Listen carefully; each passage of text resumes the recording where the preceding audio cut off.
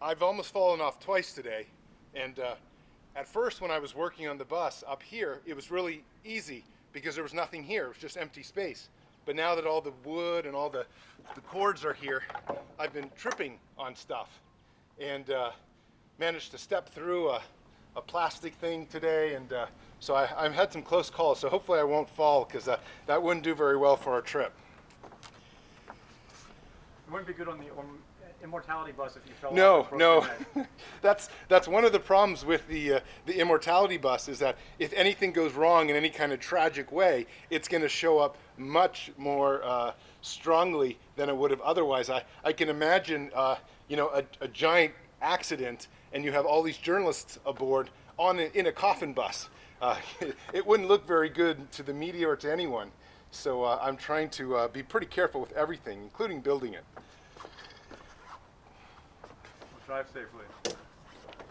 Yeah, I mean, the irony is a little too much. Yeah, it's a double-edged sword. You really set yourself up there. You do, and you have to realize, like, if anything, that's why I'm very trying to make 100% sure that this is very secure, and I'm doing an overkill, frankly, on the build-out of this top of the coffin part because you just want to make sure nothing goes wrong.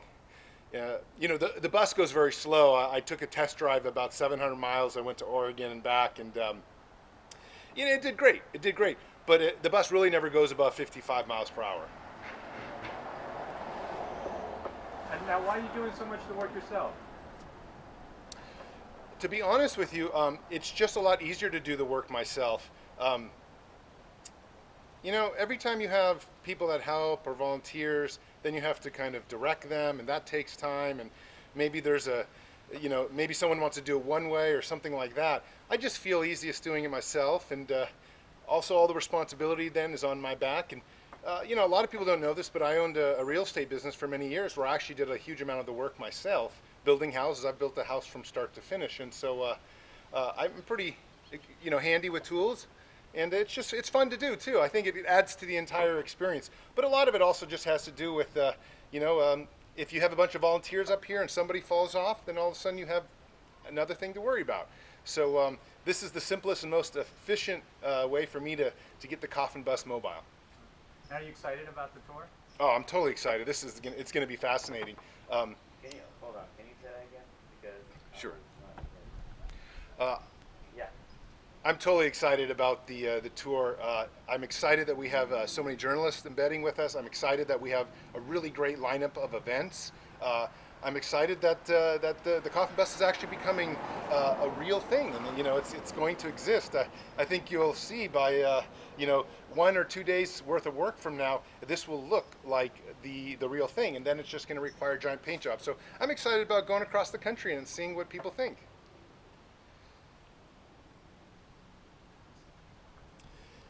So, yeah, it's the whole the entire tour is coming together rather remarkably. I must admit, when I first launched this, I wasn't sure what was going to happen.